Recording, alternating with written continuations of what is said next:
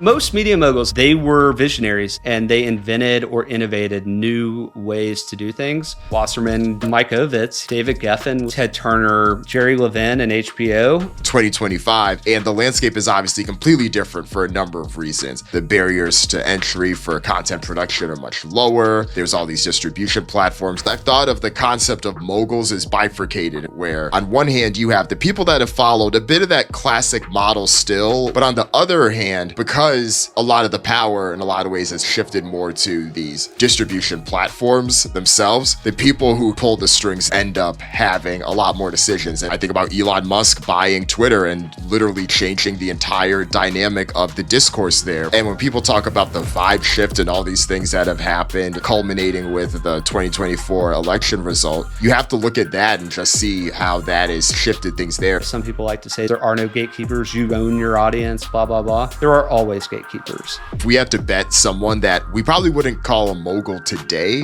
but we think has the potential to get there, who's one person that you'd bet on? I find it very difficult to imagine that. What does it mean to be a mogul today? I know what the classic definition of the term means. Thinking about people like David Geffen, Lou Wasserman, and Walt Disney, these power brokers that had the type of influence that only a few people in the entertainment landscape had, but they were able to build not just their companies, but the entire industries that they worked in and help shape the future of what they looked like. That's very different today in the world of the internet and the lower entry barriers and everything that exists. And of course, there are people that have built their own empires and don't have to answer to nearly as many people as the gatekeepers that lived before. But on the other hand, there's still huge influence from the tech platforms and others that have shifted in many ways what the definition of a mogul is. And that's going to be the topic and the focus for this episode. We're joined by my friend, who's the founder and CEO of Hibar Media, Web Barr. He recently launched a podcast series called Media Moguls, where he did a deep dive into someone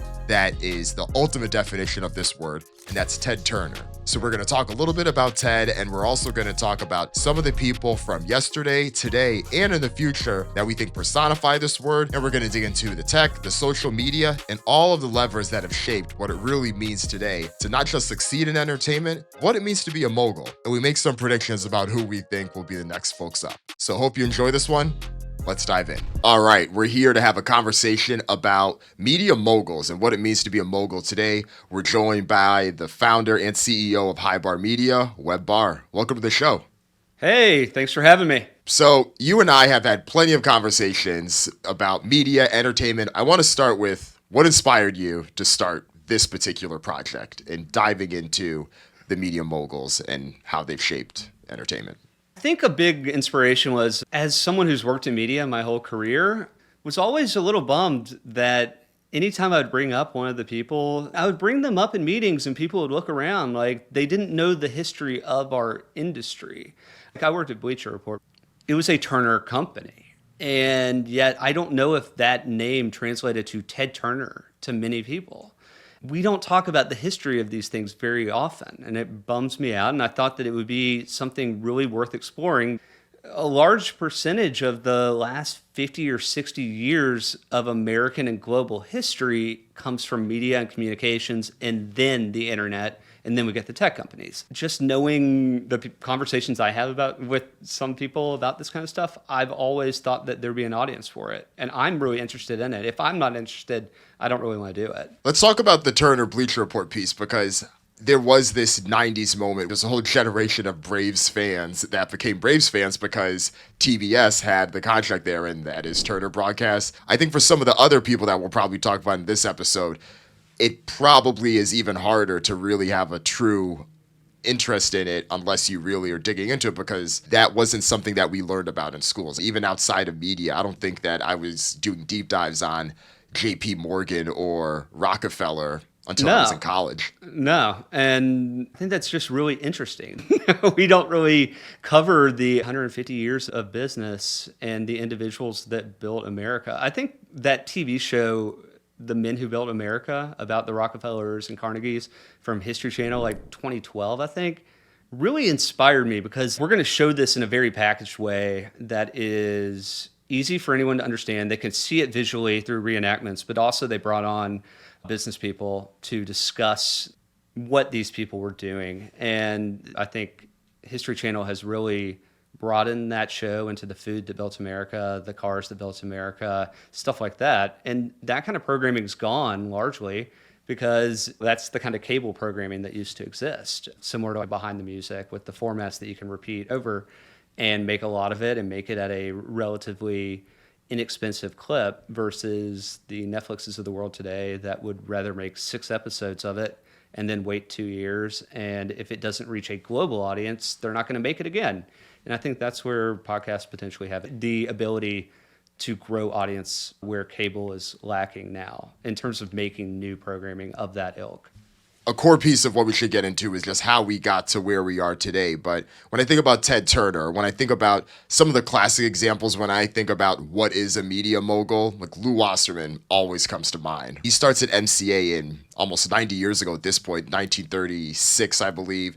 By the 40s, he's the president, and he's able to really build the plane as you're flying it. It was just a few decades before that talkies became a thing for movies. And then now you have this person that is spearheading the type of deals that are being structured and really building the idea of a conglomerate that acquires other companies. And I think when people think of the classic idea of a mogul as this person that is a power broker, you're able to really control that because the barriers to entry are just so high that it really is only a handful of people that are really dictating what happens and what doesn't. Obviously, things are very different today. He's still the classic example, and I think a lot of it has to do with timing, with how distribution worked, but also just the consolidation of production and media itself. Most media moguls, they were visionaries, and they invented or innovated new ways to do things. Wasserman did the first points deal, and I think it was with Jimmy Stewart. And then you don't have to pay a certain fee. You can give them points on the package. He's the one who everyone in Hollywood is terrified of television in the late 40s. And instead, he wants to get into TV production, which was very counter to the thinking in Hollywood at the time. When I look at the history of the most people in media, they did not get into business to be a founder or to be the CEO of something. They got into the business because they loved it. Ted Turner's a little bit different because he loved hard work and loved sales. It came to someone like Wasserman, he was selling tickets for the theater before he worked at MCA. When you have Mike Ovitz, he was on the Hollywood lot doing tours. David Geffen was going to Broadway every weekend by himself in New York City. I think that it's like one of those things that just gets cultivated, and you get the right mentors, you get the right path, and you see what not to do or what could be done. Another person, like Bill Pally at CBS, was there for almost 70 years, from 1927 all the way to the mid-'80s, not working full-time in the 80s, but still, a lot of these guys could have gone and retired, and they stay in the business. It's power brokers, but it's also being able to create something new, because you brought up Ovitz earlier, and even though an agency technically doesn't own underlying IP, you create a whole new structure for how deals are made. No, it's no longer the production companies and the studios that own their relationships with talents. We're going to take that over, and we're going to find ways to package things. And you saw how that literally changed Hollywood and changed the business, and people are still following that. And you even have Silicon Valley and VC firms that are following the Ovitz playbook for how they do things. I mean, Ovitz gets a lot of his playbook from Wasserman. Very few ideas are new. And when you look at Wasserman, he had everyone at MCA wearing the same clothes. They worked as a team, very different than William Morris at the time. Ovitz comes from William Morris and says, we got to get into packaging and we need to work as a team. Everyone is an agent. And they revolutionized Hollywood by dictating the terms and what movies were going to be made with their talent. In Ovitz's case, he joined Disney, but it had a different result. Right. Even though he ended up becoming part of the IP owner company himself, that obviously didn't go well, but it's everything that he did before that. I think the time frame of when we're talking about a lot of this stuff is key, because of course the Wasserman stuff is like deep in the 20th century, the Turner stuff and even the Ovitz stuff, but we are now 2025 and the landscape is obviously completely different for a number of reasons. The barriers to entry for content production are much lower. There's all these distribution platforms that make it lower. So I've thought of the concept of moguls as bifurcated, where On one hand, you have the people that have followed a bit of that classic model still, where they own a few different things and they have a lot of locus of control based on who they can employ, different types of projects they can greenlight or not, just based on the relationships and their ability to deliver that over time. I think about folks like Shonda Rhimes, Taylor Sheridan, Tyler Perry, and I think a few other people I put in that same category. But on the other hand, because a lot of the power in a lot of ways has shifted more to these distribution platforms themselves, the people who pull the strings end up having a lot more decisions. And by distribution, I'm including not just your Netflixes or your Warner Brothers Discovery, but I'm also including your Metas, Twitters, Facebook, any of these big social media platforms that influence a lot of how media disseminates in not just film or TV, but all forms of media. To use a way overused word right now, aura, certain names, you know them when you hear it. In terms of the music industry, I mean, Daniel Ek is a mogul. And I know that if you were to ask a few of the executives at WMG or UMG, they'd be like, no, he's the one controlling the distribution of all of it and actually innovating. And that's very different. I feel like the labels are not innovating in the same kind of way as Spotify is. And then I started thinking about this. I was like, who are more traditional moguls? Ari Emanuel, for sure, and Wasserman Playbook, of agent. I would definitely put him in that same category. Owns an agency and now runs TKO. And they're acquiring a lot of stuff. And when you say the word Ari, you know who they're talking about. And he had a character from a popular TV show made off of him 20 years ago. Yeah, 20 years ago. And that's a lot of gravitas. Exceptional operator. And then the other one is Ted Sarandos. And yep, he was on my list. Sarandos has that same story of working at a video store 30 years ago. And he's been at Netflix for 25 years. They have fundamentally changed every business model, whether it's with talent or distribution. The binge mode forced everyone to rethink production costs, but also distribution costs. And Netflix has the ability to borrow so much money and invest so much money in new programming that it's not like they run out. I'm constantly surprised and amazed by Sarandos, especially when he says stuff like, oh, I just had never known how to release a TV show, so I figured we'd just drop all of House of Cards. Sometimes you just have to make gut decisions. We overanalyze a lot of this stuff because you can go back and change it.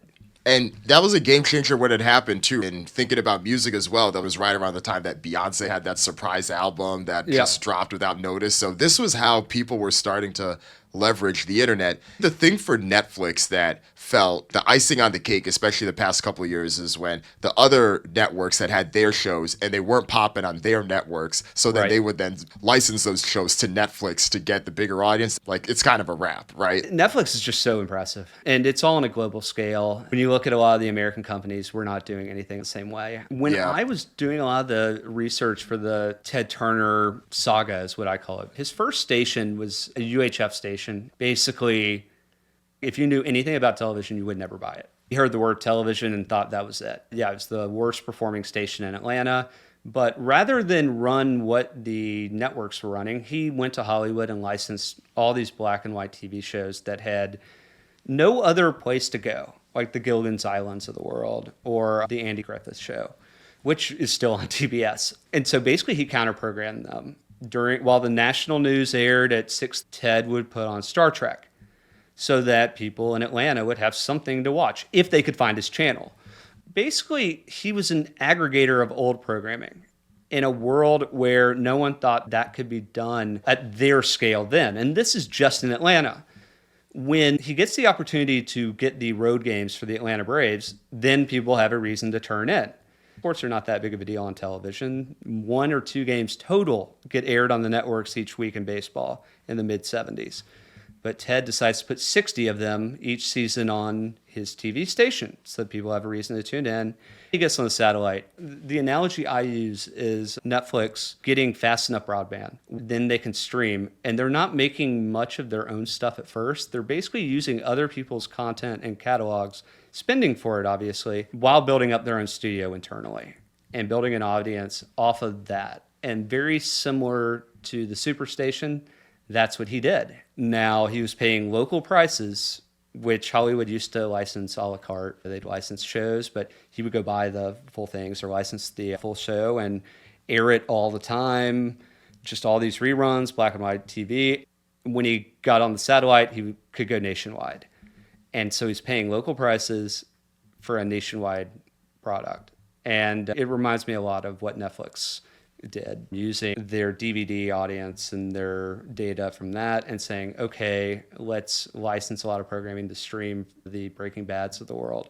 And then they start making their own stuff and they're off to the races. It makes me think a lot of where things are at right now and where things are going to continue to go because, of course, it's easier than ever and the barriers are lower because of technology, but that technology is controlled by people who want to obviously maximize their profits one way or another. When I think about the new moguls, it's not the traditional type of people. It's the people that pull those strings. A few people that come to mind, I think about Elon Musk buying Twitter and literally changing the entire dynamic of the discourse there. Someone said, if you compare that to Bezos buying Washington Post, you do that because you feel like you have access to own a particular channel. But Musk, you then take the channel that all the journalists then rely on, and then you effectively change their whole strategy of how they need to get the word out.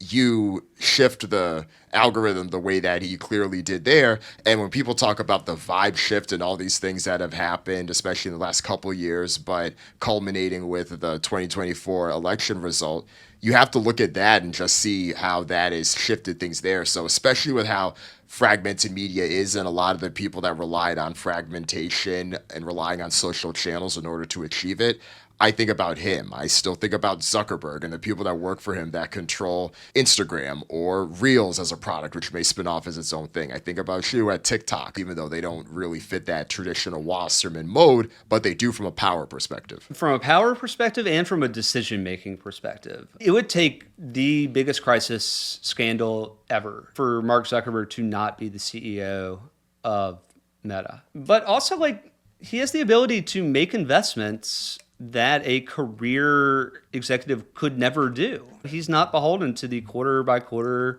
schedule. He has put tens of billions of dollars into Llama and into the metaverse, and some of these bets are going to work, others are not, but those are the byproducts of the company that he has built as the founder of that company. In terms of Elon, it's really interesting. He didn't mean to buy Twitter. He was trolling someone and ended up buying it. And then he realized that he had actual, like, this communications platform to the world. I think that a lot of things that happen, we justify after the fact as intentionality, when in fact, it doesn't really work out that way. A lot of moguls or people in power accrue it by moving fast, making decisions. Sometimes they're rash, sometimes they're well calculated. But when it comes to intentionality, I don't think that Elon Musk looked and said, I need to buy Twitter for $44 billion, or else he wouldn't have tried to not buy it and get out of it. But yeah, he owns a platform with a lot of power. In a world now based on APIs and now AI, anyone can connect into these platforms. Some people like to say there are no gatekeepers, you own your audience, blah, blah, blah. There are always gatekeepers. In some instances, we're probably lucky that they do not raise the tolls even more. We stand on the shoulder of giants nowadays. In the 1970s, Jerry Levin and HBO took the satellite to space in 1975, and that is a real bet. And you're betting that Time Inc.'s board are not going to freak out if not enough people sign up because there's not that many cable subscribers at that point. Ted Turner follows. Those are real bets. You got to hope the entire ecosystem and the technology and everything really catches up with reality or with the future. And it's with content, technology, all of it, because you're not competing against other content creators, but you're competing against time and everybody. And it's beautiful in a way, and it's also daunting. And it's like, how do you break through the noise? Make something great is the only thing I can think of. Or volume. I think volume also works well. The one thing that I do think is a little bit different is that, of course, in the Wasserman or even in the Katzenberg-Ovitz days, their main thing was the media company, right? This is what they're doing. Now things are a little different where you have a lot of these tech companies or even some of these AI companies in the future where media becomes the thing that is frankly, less profitable than whatever other thing they're doing, whether they're trying to sell cars, put rockets into space, sell AWS subscriptions, sell AirPods, whatever it is. So it makes me think a lot about where this is going to be going for the next generation. If we had to bet someone that we probably wouldn't call a mogul today, but we think has the potential to get there, who's one person that you'd bet on? That's one that I have a hard time with. A lot of these moguls are old now. And I don't mean that in a disparaging way. I just mean they've been around for a long time and they're still in power. Like Rupert Murdoch's 92 or 93, John Malone's in his 80s. And yet, in terms of the innovation, it's going to come from the technology side. I find it very difficult to imagine that a Mr. Beast type of talent will be the next mogul because he's still beholden to the pipes on YouTube. I could see him or even the Paul brothers or someone like that doing more of the other side of the mogul definition, a bit more of the Tyler Perry, Taylor Sheridan type of thing where, okay, I rely on the pipes and the distribution that I don't fully control. Just like cable. But I built this type of thing. Yeah, exactly like cable. The other part, though, I think it's tough because, like we said before, if someone succeeds one of these power brokers as the CEO of whichever company, you're still the CEO of a company. You don't necessarily pull all the strings. You saw this happen with Jeff Bezos as well. It's been years since Jeff Bezos has been the CEO of Amazon. But when things hit the fan with MGM Studios and the Broccoli family owning James Bond and then figuring out what that ownership looks like. It's Bezos is the one that makes the call, and he's like, pay her whatever she wants, just get her out of here. And that's not the current CEO that does that. We don't talk about Andy Jassy in the same way, unless it's talking about AWS. There are countless opportunities to make a very successful living, but having that accrued power without the ability to inspire both confidence, motivation, but also fear. It's just a different world. In terms of in the future, I think there's going to be a lot of production companies and producers that have a lot of power and a lot of sway. Taylor Sheridan basically has Paramount over a barrel to do whatever he wants, whenever he wants. And for him, he writes a lot of stuff. He's unbelievable. I do not know how he does it. It's amazing. Those people should make more money. When you're that popular and you make that much great stuff and you're that prolific, good for you. I've always been bad at making predictions with this kind of stuff because, in my opinion, a lot of it's going to look very similar. When we look at TV programming, it looks very similar than it did 15, 20 years ago. YouTube will get better. Programming on there will get better. I would love for someone to make what used to feel like a network sitcom, but on YouTube, like a bunch of them, and basically turn their channel into an actual network. I think we're going to get away from a lot of the point of view stuff as much and more towards, I think YouTube will get more professionalized in a way, but evolves. And it's heading there in some ways, especially sure. The top shows. The production value is just as good as anything you'd see on a late night Without a doubt. I think getting away from, it seems like thumbnails are more important than the actual programming right now, which is a little terrifying. The packaging is more important than the content. It is, but when you look at a lot of movies, I was sold... growing up, I was sold some movies based on trailers that did not deliver in the same manner. I think when it comes to entertainment, it's very incremental in terms of this stuff. How technology changes the distribution and the delivery of it, we'll see. When we think about the different mediums as well, there's just a lot more business in all these other forms, right?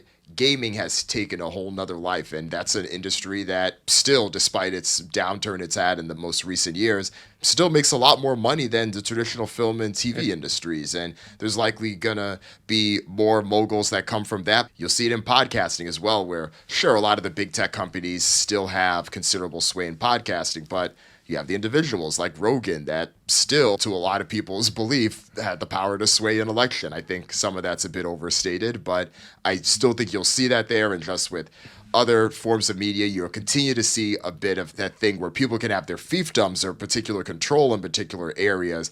And then at one level, you'll still have your classic, your John Malones, your Len Blavatniks, and others. But then you will have your Musks and your Bezos and your others that are going to be pulling the top line strings, and whether music, entertainment is their key thing, TBD. I think because a lot of people like to talk about the funding of all of this stuff, I do think a lot of the funding for novel media and entertainment companies without audience. We will not see those like 2010 to 2016 fundraises again. If you can raise less than $3 million and have a team of 5, you can probably crush other teams now. And $3 million is a lot, but for volume, media, specifically entertainment, is a hits-driven business, and you need to shoot a lot of shots. We can build faster and tell better stories quicker without needing the entire apparatus, and do it cost efficiently. And I think that's what YouTube and a lot of these creators have shown. And I think that's probably the takeaway that a lot of the legacy media companies don't want to acknowledge. We've got a ton of people here. And I've had a job where I'm just like, am I necessary here? You're like, right. I want to build, I want to tell stories, I want to do this, I want to do that. And instead, you're like an intermediary between two people who don't want to talk to each other. When it comes down to all of this stuff in media specifically and entertainment, it's people. People are the ones who tell the stories. People are the ones who make the stories. The AI tools and all that will make telling stories easier and faster or whatever. They've made it cheaper to distribute, but rather than seeing when someone says, I want to go for it, like really go for it, it's probably going to be a longer journey. I know you have a number of people that you're going to be doing deep dives on after Ted Turner. Give us a quick teaser. Who's one person that you're really excited to dig into?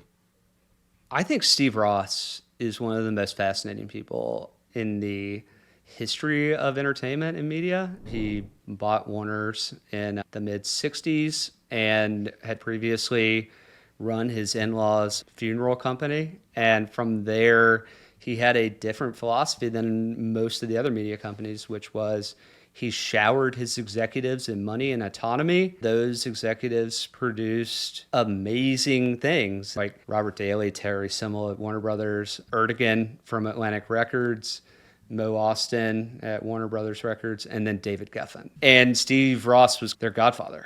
Connie Bruck wrote an incredible book on him, Master of the Game, and the title says it all. We'll definitely keep an eye out for that one.